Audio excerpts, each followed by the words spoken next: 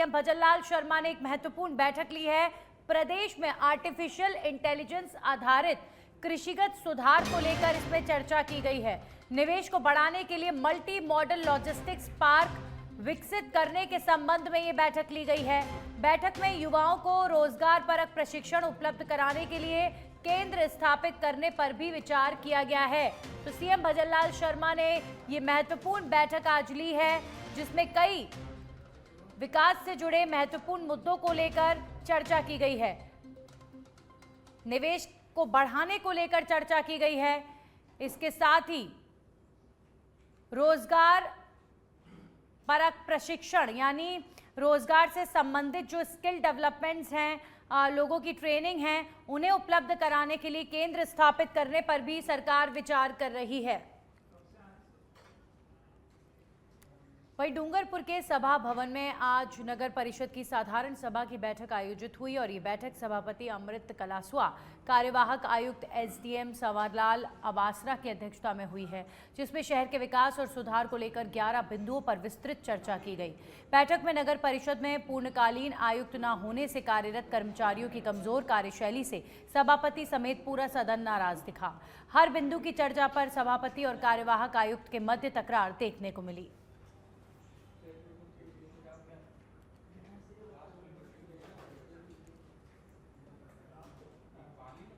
वो भीड़ में ही तो थोड़े उससे 90 पूरे पिलर थोड़े के थोड़े भाई निर्माण वाले सारे प्रधान जी कितने करोड़ दिए सारे बताइए।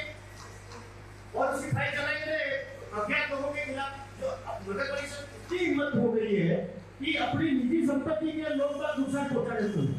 हमारी जालियां निकाल के भेज दी, क्योंकि हम यहाँ से एवं पोस्ट कराने की शर्म आ गई है। वो कौन करेगा? हम करेंगे कि वो साथी करेंगे। और अब खबरों में आगे बढ़ेंगे, बात करेंगे। खबर खैरतल से है, जहां पर आज कृषि विभाग की फार्म पॉन्ड निर्माण योजना के तहत शुक्रवार को संयुक्त निदेशक कृषि विजय सिंह ने ग्राम जिंदोली और इकरोटिया का दौरा किया। उन्होंने किसानों द्वारा बनाए गए फार्म पॉन्ड का निरीक्षण भी किया। निरीक्षण के दौरान विजय सिंह ने किसानों को फार्म पॉन्ड, पाइपलाइन व तारबंदी जैसी योजनाओं का अधिकतम लाभ उठाने के लिए प्रेरित किया। उन्होंने बताया कि जल संरक्षण एवं सिंचाई की सुविधा बढ़ाने के उद्देश्य से ये योजना चलाई जा रही है। यदि कोई किसान 1200 घन मीटर की क्षमता वाला प्लास्टिक लाइनिंग युक्त फार्म पॉन्ड बनाता है तो उसे विभाग द्वारा 1,35,000 तक का अनुदान दिया जाता है। निरीक्षण उपरांत हरियाणा और राजस्थान अभियान के तहत फार्म पॉन्ड क्षेत्र में पौधारोपण भी किया गया।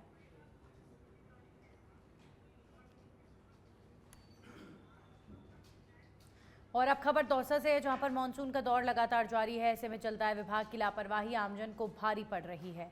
आलूदा गांव में जलदाय विभाग ने सड़क पर पाइपलाइन को लेकर गड्ढा खोदा, लेकिन विभाग उस गड्ढे को भरना भूल गया, जिसमें कार धंस गई। सीमेंट के कट्टे से भरी ट्रैक्टर ट्रॉली भी पलट गई। गनीमत रही कि दोनों के ही सवार बाल बाल बच गए।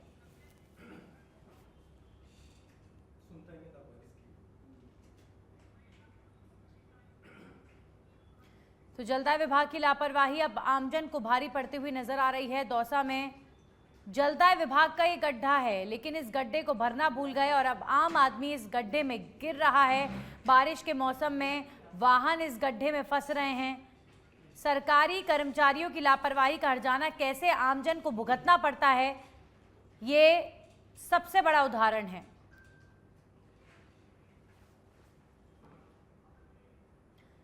बाली के दूसरी और सादड़ी में मौसम ने करवट ली है। पिछले 24 घंटों में देसूरी उपखंड क्षेत्र में सर्वाधिक 29 mm बारिश दर्ज की गई है। वहीं सादड़ी और देसूरी में तेज बारिश शुरू हुई है। बारिश के कारण सादड़ी के आखरिया चौक में पानी भर गया। देसूरी क्षेत्र में हुई अच्छी बारिश से हरिओम सागर बांध में भी पानी की आवक हुई है। अब खबरों में आगे बढ़ेंगे और बात करेंगे। बाली में देसूरी में 29 mm बारिश दर्ज की गई है और मौसम काफ़ी बेहतर हुआ है पहले से। लगातार बारिश होने की वजह से 29 mm बारिश देसूरी में दर्ज की गई है। सिरोही के माउंट आबू से खबर है, एनीकट में मिला युवक का शव। अचानक शव मिलने से क्षेत्र में फैली सनसनी। नाले की सफाई के दौरान कर्मचारियों को दिखा तैरता हुआ शव। सुनील राणा के रूप में मृतक की पहचान हुई है।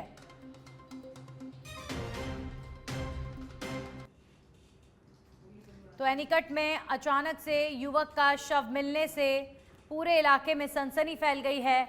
माउंट आबू का ये मामला बताया जा रहा है। अभी फिलहाल पुलिस युवक की तलाश और उसकी आइडेंटिटी ढूंढने में जुटी हुई है। युवक के परिवार वालों को ढूंढा जा रहा है। एनीकट में एक युवक का शव तैरता हुआ पाया गया है। भिवाड़ी जिले की थाना चौपान की पुलिस ने मोबाइल चोरी के एक मामले में महज 24 घंटे में आरोपी को गिरफ्तार कर मिसाल पेश की है। पीड़ित रमेश ने रिपोर्ट दी कि उसका मोबाइल किसी अज्ञात चोर ने कमरे से चुरा लिया। पुलिस त्वरित कार्रवाई करते हुए एक विशेष टीम गठित कर आरोपी को गिरफ्तार करने पहुंची। पूछताछ में आरोपी ने अपराध स्वीकार किया है। आरोपी के कब्जे से मोबाइल भी बरामद किए गए हैं।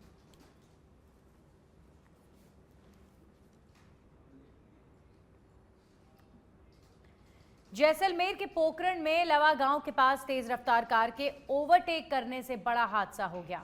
दरअसल कार ने टेम्पो को ओवरटेक किया और टेम्पो अनियंत्रित होकर पलट गया। टेम्पो में सवार 2 मासूम समेत एक महिला और एक 14 वर्षीय किशोर समेत 4 लोग घायल हो गए। घायलों को निजी एम्बुलेंस की मदद से जिला अस्पताल लाकर प्राथमिक उपचार दिया गया है।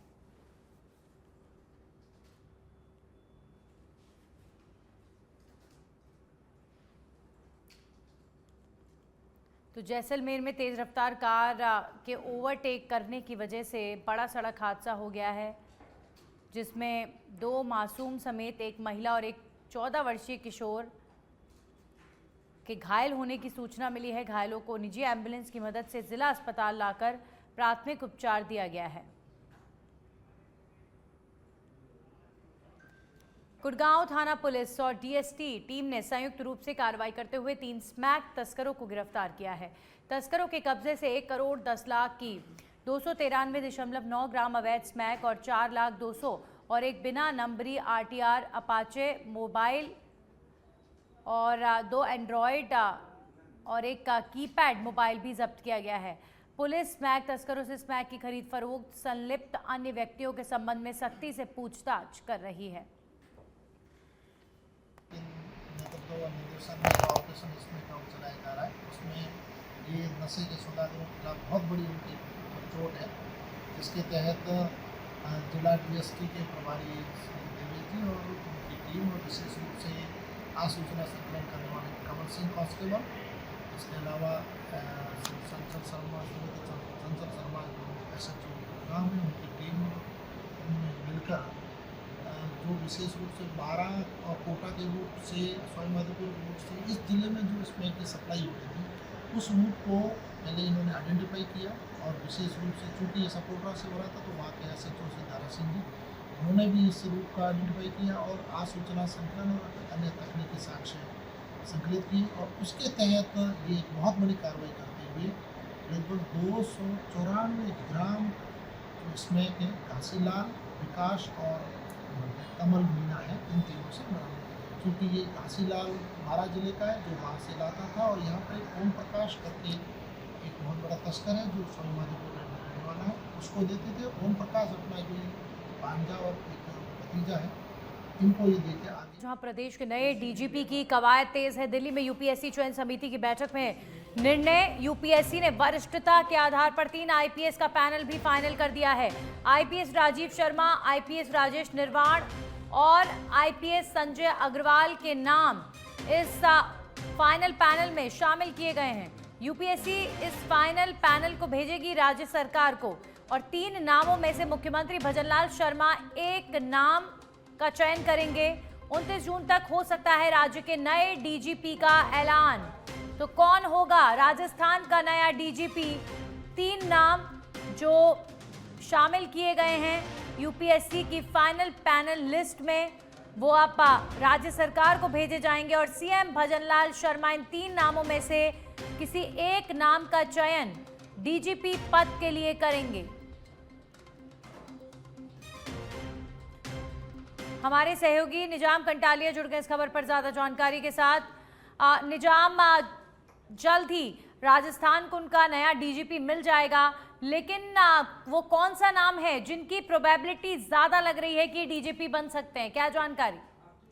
देखिए बिल्कुल, अगर कहे जाए तो राजस्थान के नए डीजीपी का ऐलान अगले 1 या 2 दिन में तय हो सकता है। आज चूंकि यूपीएससी चयन समिति की बैठक जो 11 बजे तय थी, दिल्ली में यूपीएससी की बैठक हुई। उस बैठक में राजस्थान के मुख्य सचिव जो सुधांशु पंत वो भी शामिल हुए और डीजीपी वो भी, और इसके साथ एसीएस होम जो भास्कर साउंड है वो राजस्थान में मौजूद रहे थे।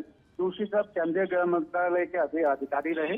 तो जो वरिष्ठता के आधार पर, जो देखिए सुप्रीम कोर्ट का एक फैसला है, उस फैसले के अनुसार जो वरिष्ठतम जो आईपीएस होते हैं उन आईपीएस का जो एक पैनल बना के राजस्थान सरकार भेजती है और उस पे यूपीएससी जो है चयन समिति उसमें से 3 जो नाम है वो तय करती है। आज उसी कड़ी में यूपीएससी ने 3 नाम तय कर दिए हैं और ये 3 नाम, जैसा कि हमने बताया सभी दर्शकों को, कि राजीव कुमार शर्मा जो कि वरिष्ठता में सबसे ज्यादा है मेरिट के आधार, संजय अग्रवाल, और इसके साथ ही अगर बात की जाए तो राजेश कुमार। तो ये वरिष्ठता में 1990 के जो है आईपीएस बैच, जो 1990 बैच के आईपीएस है राजीव कुमार शर्मा, अगर कहा जाए तो सबसे वरिष्ठता में है। फिलहाल केंद्रीय प्रतिनियुक्ति पर दिल्ली में तैनात है और राजस्थान के कई जिलों में पहले एसपी रह चुके हैं। और 1990 बैच है, यानी कि अभी राजस्थान कैडर में समझा जाए तो सबसे वरिष्ठ जो है राजीव कुमार शर्मा है और इनका नाम माना जा रहा है कि सरकार जो है राजीव कुमार शर्मा के नाम पर ही मोहर लगा सकती है। दूसरा नाम चलिए, बहुत बहुत शुक्रिया निजाम कंटालिया जी, इन तमाम जानकारियों के लिए। बहुत महत्वपूर्ण है ये खबर राजस्थान के लिए कि 29 तारीख तक नए डीजीपी की नियुक्ति हो जाएगी। जालोर के जसवंतपुरा में फर्जीवाड़ा सामने आया है, जब जसवंतपुरा में पत्नी के नाम फर्म बनाकर एलडीसी ने 7.12 करोड़ के टेंडर उठाए। भीनमाल पंचायत समिति में कार्यरत एलडीसी उदाराम देवासी ने पत्नी के नाम फर्म बनाकर 14 टेंडर भरे, जिनमें से 9 टेंडर प्राप्त कर लगभग 7 करोड़ रुपए के कार्य उठाए गए। नियमों के विरुद्ध 2 बार रिटेंडर कराकर अपनी ही फर्म को टेंडर दिलवाया गया। नियमों के अनुसार रिश्तेदार को टेंडर प्रक्रिया में भाग लेने की अनुमति नहीं है। फिलहाल जसवंतपुरा विकास अधिकारी मामले की जांच कर रहे हैं। संजीवनी क्रेडिट कोऑपरेटिव घोटाले पर अशोक गहलोत का बयान सामने आया है। अशोक गहलोत ने कहा है कि केंद्रीय मंत्री बनाना बड़ी बात है, मैं चाहता हूं कि बैठकर चर्चा करें। आगे अशोक गहलोत ने शेखावत पर तंज कसते हुए कहा कि गजेंद्र सिंह शेखावत जी बात करें, आपस में बात करें और एक कमेटी जो संघर्ष समिति काम कर रही है उसे बुला लें और जो पीड़ित लोग हैं उनमें से भी बुला लें, बैठकर बातचीत करें। जोगाराम पटेल के बयानों पर कहा कि उनकी ड्यूटी है बोलना, उनकी बातों में कोई दम नहीं। आरोप ये हैं, इनको हल कैसे कर सकते हैं? ये केंद्रीय मंत्री, मैं फिर कहना चाहूँगा, केंद्रीय मंत्री बनना बड़ी बात है, जो बने वो सौभाग्य से। अब हम चाहेंगे बैठ के बात करके उनकी समस्या हल करें। ज़्यादा बाड़मेर के भी है, जोधपुर के भी है, राजस्थान भर के भी हो। ये मैं कहना चाहूँगा, बार बार वो राइट एंड लेफ्ट इशू बना देते हैं। मैं इनके कोई माता पिता के खिलाफ कोई बोल सकता है क्या? मैंने कहा जो डॉक्यूमेंट है उसके अंदर इनके पिताजी का, माता जी का, परिवार का नाम है, ये तो मैंने कहा था। उसको लेके बहाना करके इन्होंने केस जारी कर दिया। अलवर शहर के राजगढ़ में 171वीं रथ यात्रा महोत्सव का आयोजन किया गया। चौपड़ बाजार स्थित भगवान जगन्नाथ मंदिर से रथ यात्रा शुरू होकर गंगा बाग पहुंचेगी। शाम 7:30 बजे रथ यात्रा में आस्था की भीड़ उमड़ेगी, जहां मुख्य मार्गों पर स्वागत किया जाएगा। शाही लवाजमे के साथ गरुड़ रूपी विमान में सवार होकर भगवान जगन्नाथ माता जानकी को ब्याहने जाएंगे। रथ यात्रा का ये मेला 7 दिनों तक चलेगा। भगवान जगन्नाथ जी का राजगढ़ में जो रथ यात्रा शुरू होती है, शेख कस्बे के प्रमुख मार्ग को सोते हुए यहाँ गंगाबाग मेला स्थल पहुँचती है। ये 7 दिवसीय मेला 27 जुलाई को रथ यात्रा के माध्यम से भगवान जगन्नाथ गरुड़ रथ में विराजमान होकर के मेला स्थल पहुँचेंगे। 1 तारीख को वरमाला महोत्सव के उपलक्ष्य में ठिकाने गंगाबाग की ओर से हर वर्ष की भांति जो स्नेह भोज का आयोजन किया जा रहा है उसको 1 तारीख को रहेगा और भगवान जगन्नाथ जी की सवारी सुबह 11 बजे ठिकाना गंगाबाग पहुंचेगी। हम सभी यहाँ के लोग